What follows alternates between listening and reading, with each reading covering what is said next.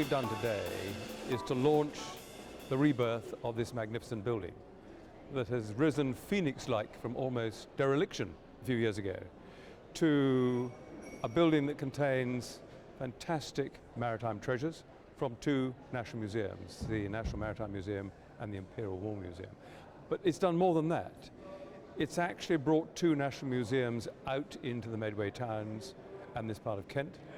It has provided, with our new state-of-the-art towing tank, further opportunities for the 25,000 school children who visit each year to learn about science and engineering. And it's restored the heart of the museum, which is the museum courtyard. More than that, it's actually given people a sense of our maritime heritage. This is one of the greatest jewels in our maritime crown.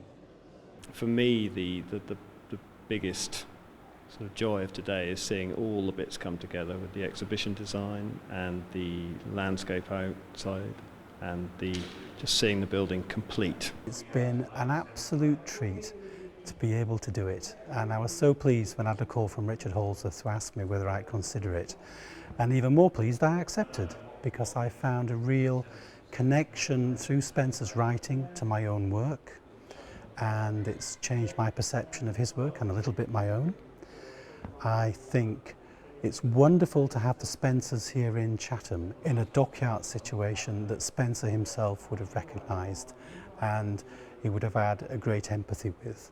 And there's a lot in common between the dockyard communities during World War II of Port Glasgow and Chatham.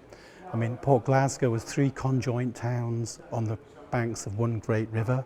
We're three conjoint towns on the banks of another. We were appointed just after the architects were appointed, which I think is a huge advantage on a project like this. We were able to just keep a watching brief without doing too much in the early days, but we were able to inform the architects on what we felt was the best use of the space, and I think they responded accordingly. It was very much an iterative process between us and them. In terms of the exhibition content, I think the major shift change was, rather than just interpret the objects, we chose stories to tell and we used the objects to reinforce those stories. And also it wasn't just about the ship models, there's a wide variety of art and sort of graphic media as well. What read you when you look upon the face that launched 5,000 sailors? Deeds, not words. Boys become men who leave their wives to embrace a life at sea. They flock to me like birds. Look at my sails, majestic in the cool and cruel breeze. Dive deep into my mean, hot bowels and sweat. Come, novice, I will school you in two worlds of water, sail and steam. The tasks are arduous, discipline is strict, and pay is low, but life on land, slow death. The earth is 2/3 water. Conquer it, and you will taste pure freedom with each breath. Come, boy, come, man, submit your flesh, your blood, to iron, copper, canvas, rope, and wood.